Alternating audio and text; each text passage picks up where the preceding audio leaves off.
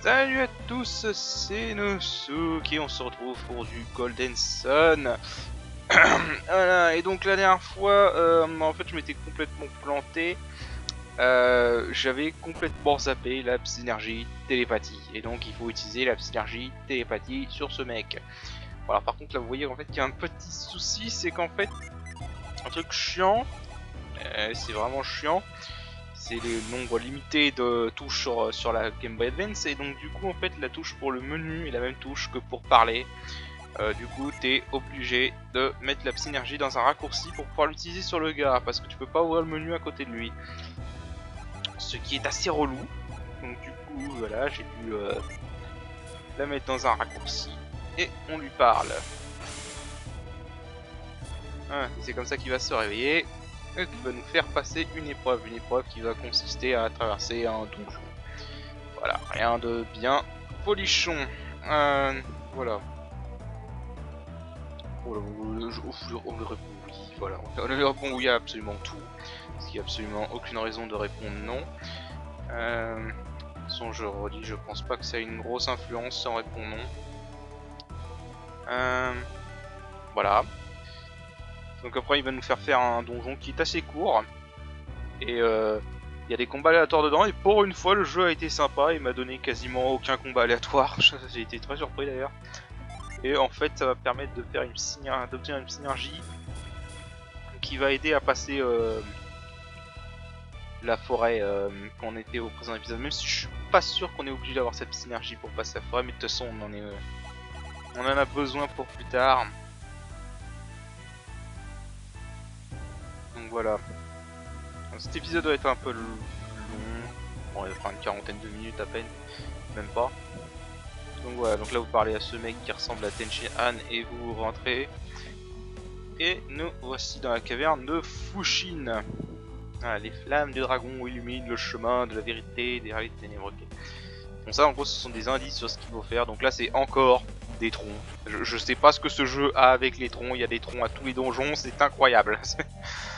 Et donc ceci c'est un mimique. Les mimiques sont assez costauds dans ce jeu quand même, je trouve. Enfin, c'est pas des super durs non plus, mais ils sont plus costauds que les ennemis normaux, hein, clairement. Donc ouais. Ouais. Voilà, donc là ça va être un petit combat contre un mimique, rien de très surprenant. Bon, par contre c'est chiant, il peut drainer la psy, mais il en draine pas beaucoup, ça c'est bien. Donc ouais. Voilà, donc là c'est classique combat, on invoque les invocations. En sachant qu'il est vulnérable au feu. Bon là je fais un peu une connerie parce que j'aurais pu invoquer un autre Jin de feu pour pouvoir invoquer Kirin. Et c'est pas grave. Parce que de toute façon ouais. Les invocations sont très puissantes, après t'en as pas forcément besoin, mais c'est vrai qu'elles sont très puissantes. Rien à dire là-dessus. Voilà, donc là c'est du spammage de magie, il n'y a rien de particulier. En fait globalement ce jeu c'est du spammage de magie ou d'invocation pour le moment en tout cas.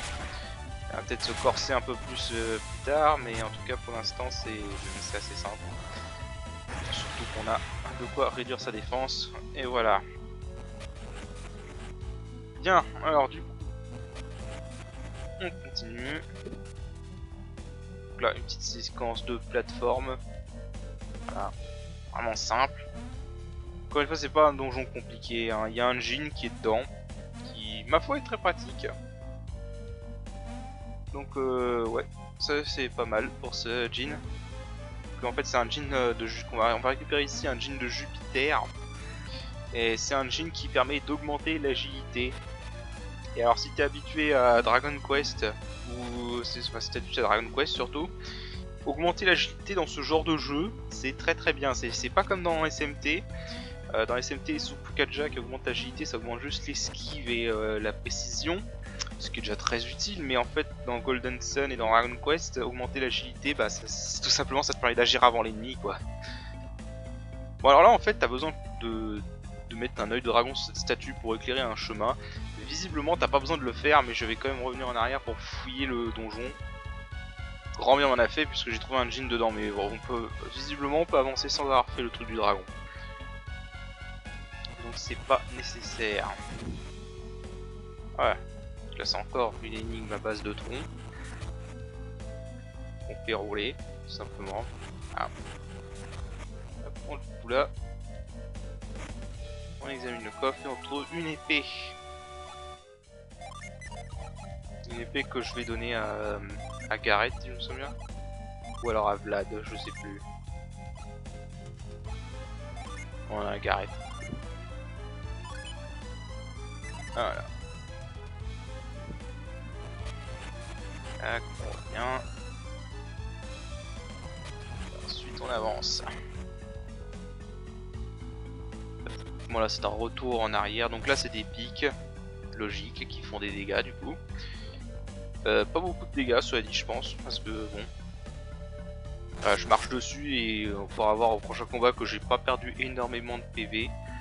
Donc là je suis revenu au tout début du donjon en fait, donc ouais. Mais ça me permet d'accéder à cette partie là que je pouvais pas accéder tout à l'heure. Et c'est ici qu'on a notre Jean qui est tout en bas. Voilà, il est juste là. Bon, voilà, donc là la solution, en fait là je me suis trompé. Faut pousser l'autre tronc à gauche, vers la gauche, tout simplement pour pouvoir faire de la plateforme dessus. Voilà, ça c'est pas compliqué. En fait je me rends compte que je suis très doué pour trouver les réponses à des énigmes, comme ça, à des puzzles. Mais pas trouver des trucs à la con comme genre faire télépathie sur un mec. Je suis nul. Voilà, donc là je mets les jeans en attente parce que je sais que c'est un jean de Jupiter, donc je mets les jeans de Terre en attente. Voilà. Là je mets celui-là en attente parce que ça me donne Ragnarok avec Vlad, donc il y a une grosse synergie de Terre.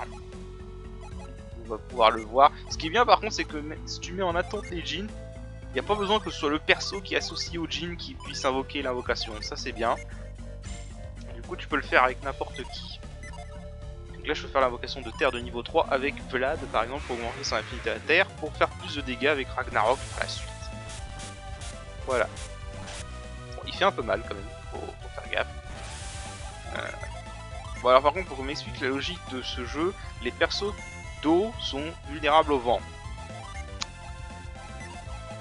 Pourquoi? Pourquoi? Je ne comprends pas. Enfin bref, c'est bon, enfin, c'est pas logique. Alors j'ai loupé quelque chose. Donc pour l'instant, on va soigner avec Sophia. Et lui il sert à rien parce qu'il a que des techniques devant. Donc on peut juste faire ça histoire de gagner faire quelques dégâts. Voilà, bon là j'ai eu du bol qui m'est pas buté Sophia, donc là on a l'invocation de niveau 3 de terre.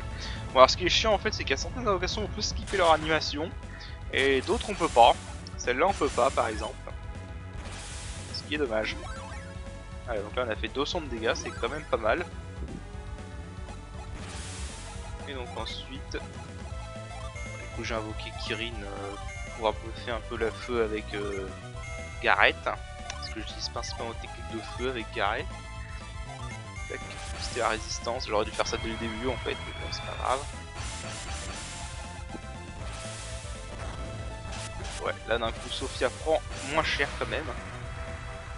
Ragnarok, 107, voilà.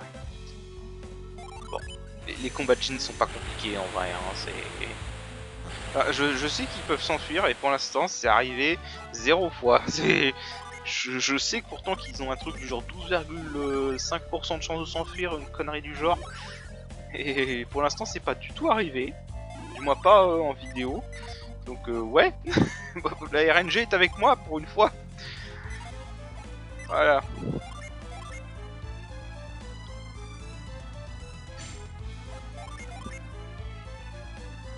Donc là je mets juste tout ça pour lui redonner quelques statistiques. Enfin en soi il n'y a pas vraiment besoin. Donc ouais, Zephyr c'est un bon Jin parce qu'il accélère l'agilité des persos tout simplement. Et bah voilà, c'est génial quoi. Alors tac tac tac, et on avance. Donc là en fait faut revenir en arrière du coup, ou passer par là. Voilà. Là tu passes par là, là c'est un petit raccourci pour revenir plus au cas où tu meurs ou un truc du genre je suppose. Là, ça fait un espèce de raccourci. On va passer par là en évitant les pics. Et là en fait c'est un autre puzzle, faut pousser une bûche là-haut, repousser celle-là vers la gauche et ensuite pousser celle du bas en haut pour pour pouvoir sauter sur la plateforme à gauche. Il y a vraiment quelques bonnes idées de level design dans ce jeu, c'est vraiment pas mal à ce niveau-là. Ouais, bon là c'est moi qui me cours, là il faut pas faire ça.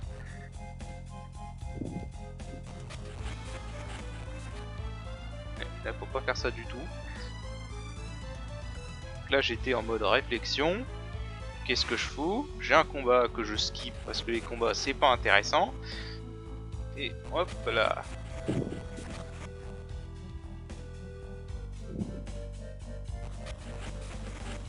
Tac, on fait un saut et on revient celui d'en bas. Voilà, c'est vraiment tout bon, hein, il n'y a rien de très sorcier.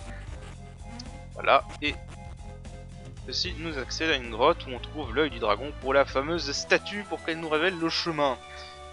Visiblement n'est pas nécessaire, donc bon, c'est toujours ça de prix. Il va falloir que je fasse un peu de tri dans mon inventaire parce qu'il y a plein de trucs qui me servent à rien, qu'il faudrait que je vende peut-être. Enfin, je suis toujours bordélique dans les inventaires de RPG, je les range jamais. Ou très rarement, donc ouais. Du coup, combat aléatoire qu'on skip et on arrive ici. Enfin, ça ressemble plus à un serpent qu'à un dragon, mais bon, soit. Donc là, on lui met l'œil du dragon et ça révèle un chemin. Enfin, quand je dis révèle, en fait, ça va juste faire ajouter une ombre, voilà, sur par où on peut passer. Donc voilà. Oh la vache. Truc dans l'œil. Bon. Maintenant, faut revenir tout en arrière, mais heureusement, on a un petit raccourci.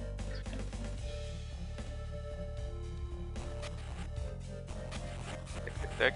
Et on a un petit raccourci comme ça. Voilà. Donc là, faut pas aller par là, faut aller dans l'autre sens, mais ça, je suis trop con pour le savoir.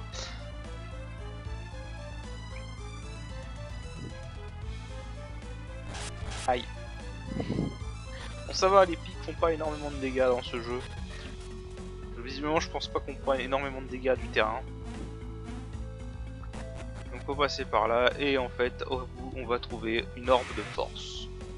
Voilà, qui va nous permettre d'apprendre la synergie. Bah, la synergie force. C'est logique. Qui va nous permettre de progresser tout simplement.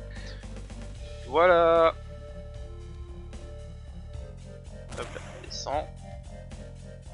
Non, ça c'est pour revenir en arrière, donc on va par là. Et on a l'orbe de force ici. Orbe de force à Sophia. Ouais, je vais apprendre force à Sophia. Pas sans raison particulière, hein, c'est juste que j'ai pas envie que je me fais pas chier tout simplement. Force sera appris. Donne de la synergie. Voilà. Donc ça c'est fait.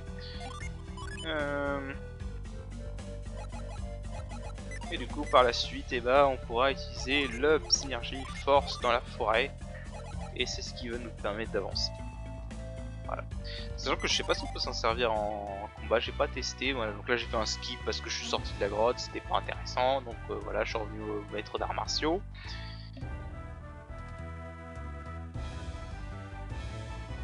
Voilà, donc là nous avons... Après le psy, on nous sort le ki. Voilà, il faut forcément dans un truc asiatique qu'il y ait du ki quelque part. C'est dingue.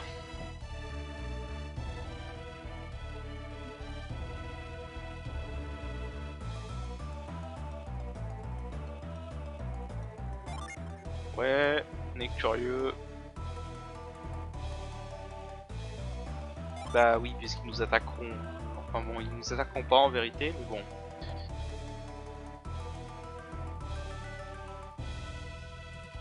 Ils fuiront quand ils sauront que tu les as vus. Ce sont des créatures des voies, elles ne se perdent jamais. Voilà. Donc en fait le principe ça va être de taper sur les troncs Parce qu'on avait vu un espèce de singe qui était rentré dans un tronc.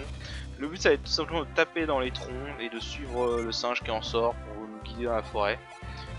En vrai je suis pas sûr qu'on en ait besoin pour sortir de la forêt.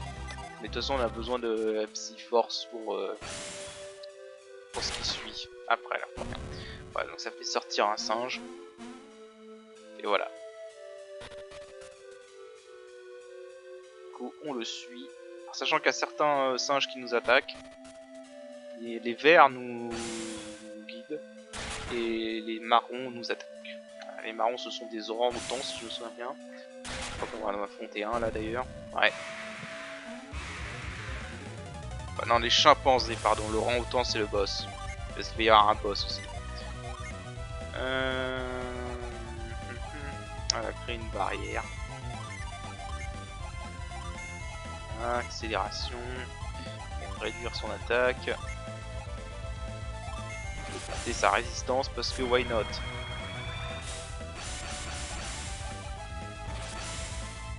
La déchaîne Zéphyr. Bon, en vérité, je suis pas sûr que j'avais vraiment besoin de tout ça pour ce singe. Alors, comment on dirait le dicton, mieux vaut prévenir que guérir. L'attaque du chimpanzé est diminuée. Tac, il fait même pas 6 de dégâts, le pauvre. C'est une vraie merde.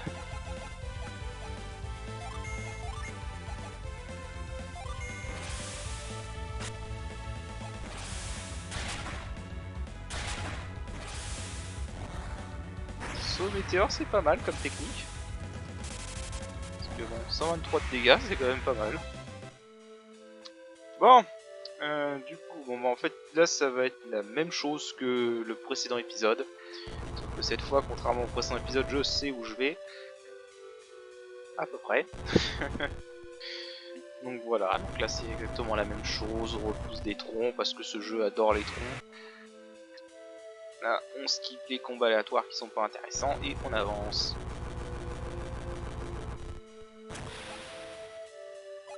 Ouais, là je regardais... ce que je regardais en fait. Ouais, voilà, je réassocie. Parce que ça sert à rien que je les garde en attente pour le moment.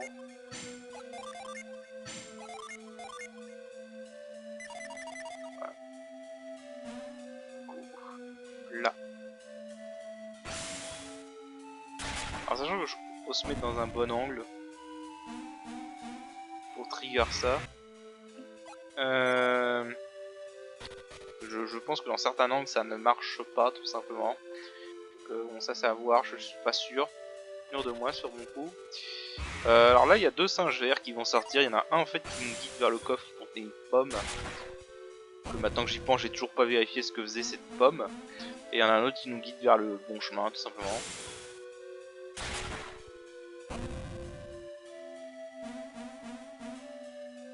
Voilà. Voilà, par contre il a disparu. Ne cherchez pas à comprendre.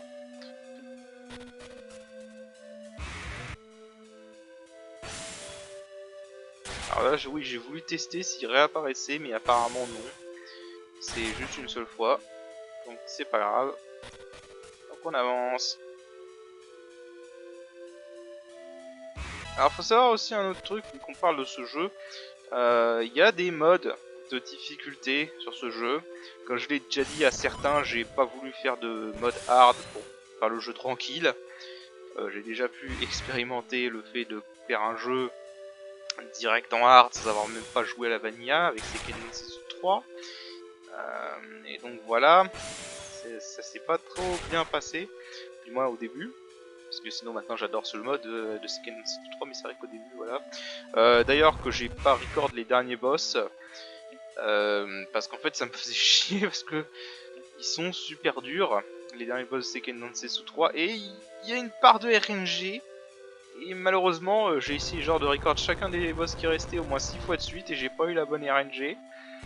Et ce qui est dommage, mais bon, un jour peut-être j'y réessayerai et j'aurai une bonne RNG, mais pour l'instant la chance ne m'a pas souri. Donc c'est pour ça qu'on n'a pas, j'ai pas encore posté des vidéos de ces boss là. Voilà. Bon là en fait ce qu'il faut c'est pousser le tronc pour pouvoir se rapprocher. Et sauf que ça je l'ai pas compris. Enfin, je suppose en fait qu'il aurait fallu faire ça parce que du coup, je l'ai pas fait et du coup, je suis parti au pif. Ça m'a gonflé. Alors là, je sais pas pourquoi j'ai fait ça. Ça a provoqué un combat. Donc, je ne sais point ce que je foutais. Alors voilà, ce qu'il a, c'est en gros, c'est ce qui se passe si vous vous trompez de chemin. C'est-à-dire que la zone loupe. Et voilà, ça sert à rien. Donc du coup, c'est un peu comme les dernières zones dans les cartes du premier Zelda, c'est que ça loupe. Et voilà, ça sert à rien. Donc du coup, on avance. Je pense qu'en fait, on peut faire cette forêt en allant au pif. Mais... donc là, c'est un autre combat contre un chimpanzé. Voilà, il n'y a pas grand chose à en dire. Ils sont vulnérables au feu, donc on les affaiblit. Et puis on court le saut météore avec Gareth.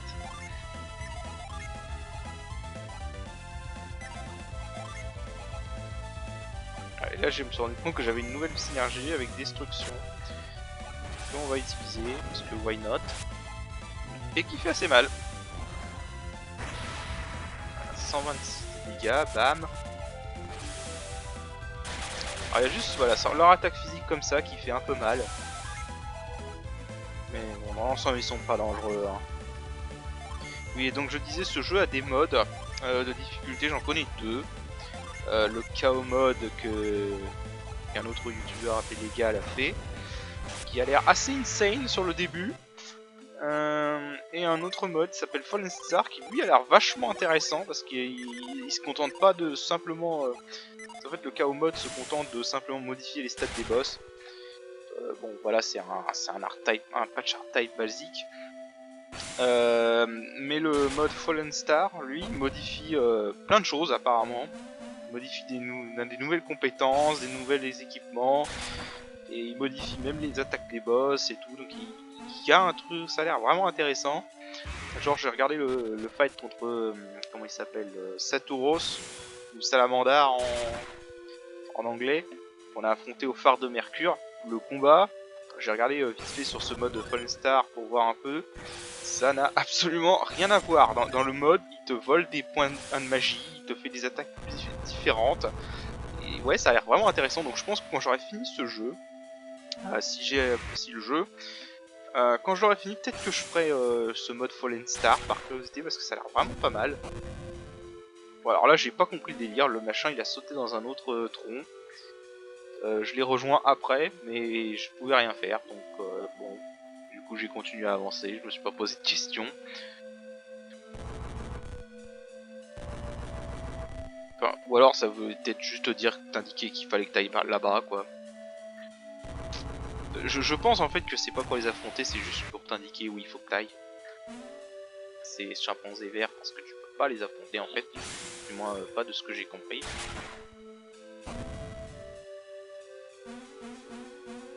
Voilà. Donc en fait ils s'enfuient par là, donc faut que t'ailles par là. Donc j'aurais peut-être dû fouiller les autres zones, il y aurait peut-être eu un coffre ou un autre djinn. Que je ne pense pas parce que pour l'instant ce jeu te donne un djinn par donjon de ce que j'ai compris. Donc là j'ai soigné parce qu'il avait pris beaucoup de dégâts. Voilà. Bon, là par contre je m'y attendais pas. On a eu un boss. Pour une fois il y a un boss qui était pas obvious. Donc là je ne savais pas que ça allait être un boss. Donc avant qu'on me dise que j'ai oublié de préparer mes invocations, non c'est juste que j'avais pas prévu qu'on aurait un boss ici. Bon, pas dans cette zone là. Et voilà. Donc là du coup, bon, je crois que en fait tous les boss c'est comme ça qu'il faut ouvrir, hein. Tu ouvres avec boost d'agilité, boost de défense, réduction d'attaque voir si ça marche, et augmentation de la résistance magique. Ce sont dans tous les RPG c'est comme ça qu'il vaut mieux débuter généralement les combats de boss. Donc voilà. Donc là, Zephyr pour augmenter la vitesse. Et là pour augmenter la résistance. On sait pas un boss dur. Voilà. Son attaque n'a pas marché. On sait vraiment pas un boss dur, hein, donc voilà, on va lui réduire sa défense. Et on va attaquer avec Gareth principalement, puisqu'il est vulnérable au feu ce boss. Petite invocation comme ça. J'aurais pu tester l'invocation de niveau 3 de vent. J'y ai pas pensé. Mais ouais, c'est vrai qu'on j'aurais pu tester. Il aurait juste fallu que j'invoque 112.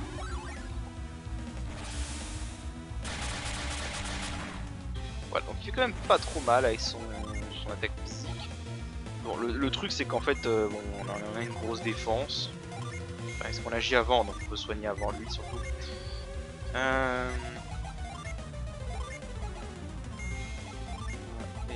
là...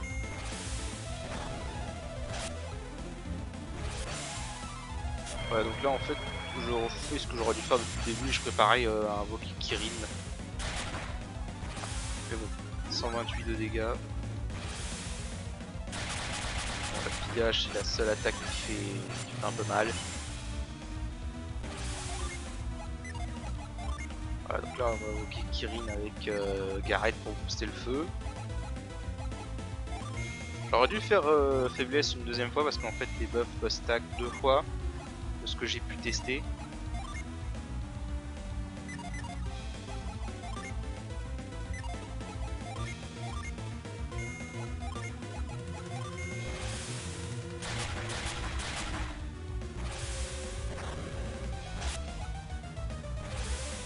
Voilà, là on invoque Kirin. À 182 de dégâts, Gareth augmente de 30. Hein. Du coup, si je me souviens bien, la fureur météore, non, voilà, parce que là en fait, voilà, sa défense a été réinitialisée, donc là je vais lui rebaisser sa défense. C'est vraiment comme Dragon Quest, hein, les buffs s'enlèvent au bout d'un certain temps. Donc là je lui augmente, réduit sa défense, j'augmente la mienne, et puis voilà. Saut météore. Bam, 130. Tout à l'heure on faisait 110, donc ouais 20. Alors il a fait ça qui réduit la défense. Non en fait ça n'a même pas eu d'effet. Voilà, donc là par contre j'ai perdu mon agilité. Puis voilà, c'est un combat assez simple. Donc là on invoque Zephyr parce que voilà.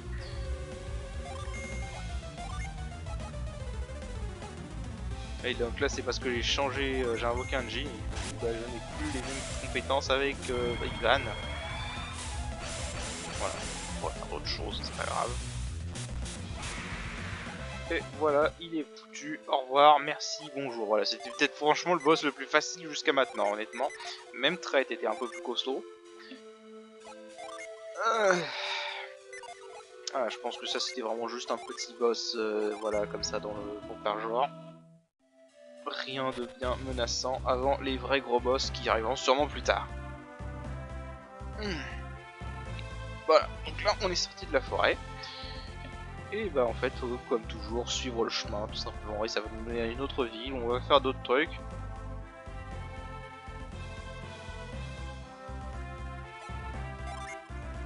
Moi, je sauvegardais au cas où. On sait jamais maintenant. Hein. Et voilà. Donc on est à Xi'an, une autre ville chinoise, asiatique, bouddhiste. Enfin, c'est un peu tout et n'importe quoi. De nombreux experts du kung-fu et Maître Shin est le plus fort. Ok. Bon, en gros là je parlais à tout le monde pour savoir un peu ce que je devais faire.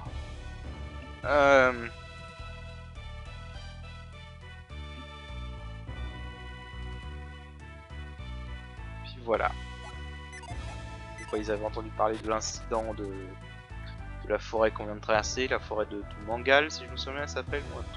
J'ai oublié le nom de la forêt. J'ai oublié le nom de la forêt, c'est pas grave. Forêt de Mangal, je crois.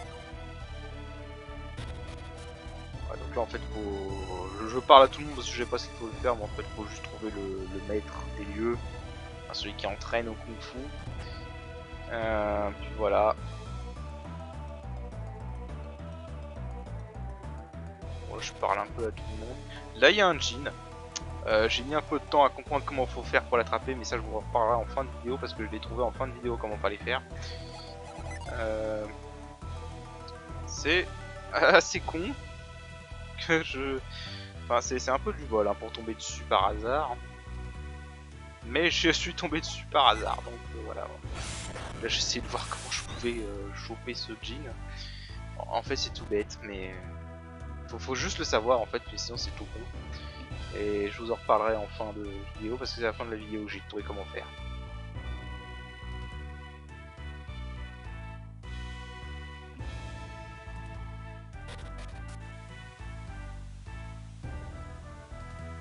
Enfin, pas je vais pouvoir c'est mon eau.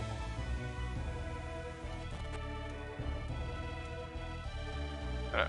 Mais je ne le redirai jamais assez, le vrai point fort de ce jeu c'est son level design, hein. Vraiment c'est... Le level design il est impeccable, pour l'instant il n'y a rien à dire, bon à part la surexploitation de troncs. C'est ce que pour l'instant c'est des troncs partout.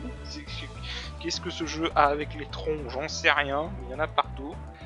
Il y en a d'ailleurs encore un tronc. Oui, nous sommes venus regarder. Bon alors là on fait parler à ce mec. Vous voulez quand même le voir? Oui.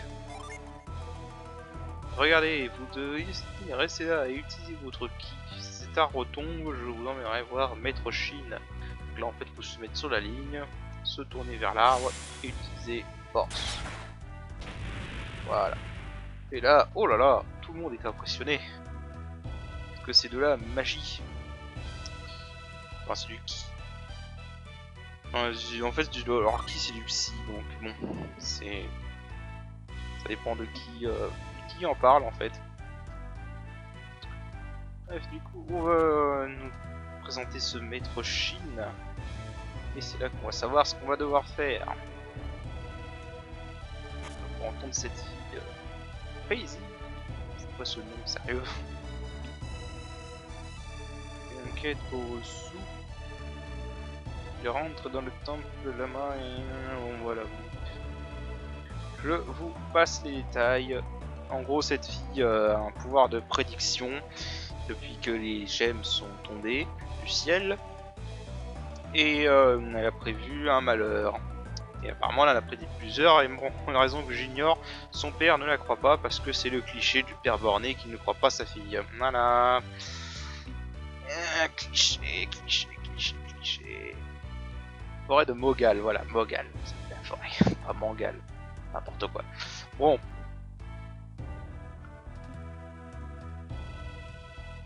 Ah mais voilà, ça m'énerve. Pourquoi dans tous les RPG faut que tu aies le père con? Le père con qui croit pas sa fille alors que sa fille a raison au moins 4-5 fois d'affilée depuis le début. Pourquoi tu as toujours ce cliché? Faut arrêter. Bon d'accord, le jeu a été fait en 2001 donc on va passer. Quoique même en 2001 je crois que ce cliché existait déjà depuis un bail. Ouais. Enfin bref.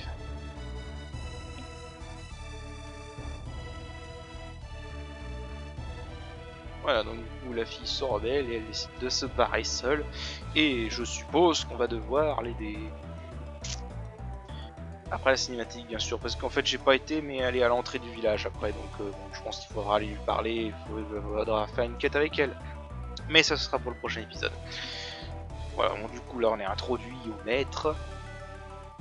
On va utiliser le ki devant lui, il va expliquer à ses disciples que c'est un autre genre de ki que celui qu'il enseigne. Voilà.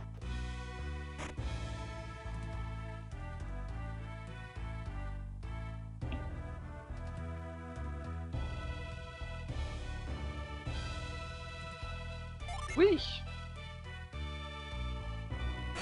Alors on utilise force, bam. On met tout l'arbre. Et wow.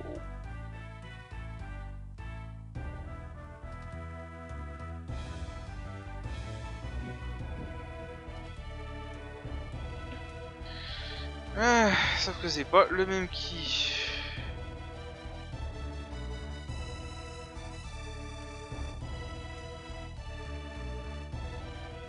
Bah si c'est du ki. Enfin il se contredit un peu lui-même. Il dit que c'est pas du ki mais après il dit que c'est un autre type de ki donc on pourrait savoir.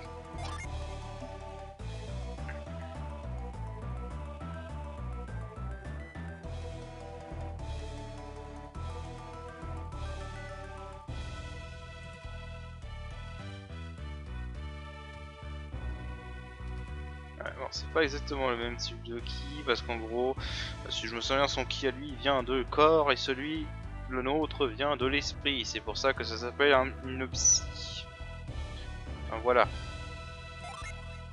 C'est pas pareil. Même si ça y ressemble.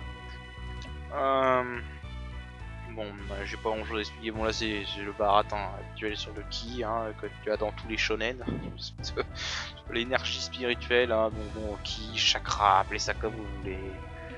chakra, Reiatsu, Nen, appelez ça vraiment comme vous voulez.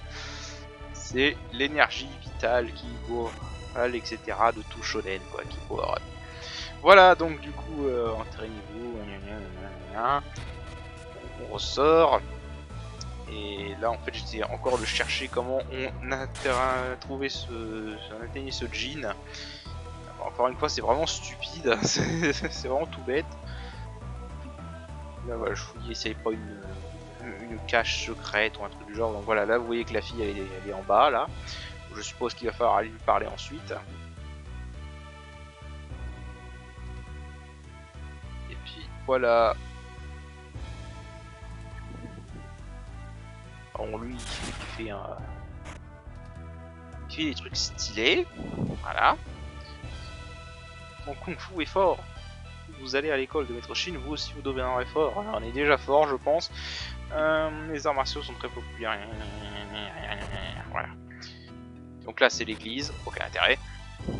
J'ai encore jamais utilisé l'église une seule fois dans ce jeu. C'est dire. Donc là, c'est l'armurier. Bon, je vais regarder vite fait, mais je crois pas qu'il y a grand chose d'intéressant. Donc du coup, on va skipper pour l'instant cette partie-là.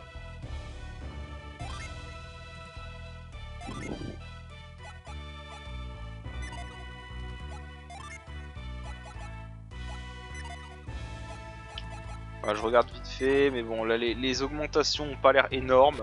Donc du coup, on va se économiser notre argent pour l'instant. Donc là je cherche encore comment utiliser ce jean. Donc là je vais faire une coupure parce que je vous prévoyais de chercher off screen comment trouver ce jean. Voilà, la cut. Voilà, parce que là en fait j'ai trouvé par hasard quasiment juste après avoir arrêté l'enregistrement. En fait, faut attendre que cette fille avec l'eau là, faut être un connard en fait. Faut attendre que cette fille arrive par là. Voilà. Il a voulu parler et renverse son eau. Voilà, donc en gros, faut juste être un connard avec cette fille et il faut passer pour avoir un jean. Voilà. Nous sommes des gentils héros qui renversons l'eau des gens pour atteindre des invocations. Voilà. On est des connards. Bon, alors là, faut juste bien se placer et utiliser la psy Frima de Sophia. Et voilà. Ça crée une plateforme qui nous permet d'accéder à ce jean qui est un jean de Mercure.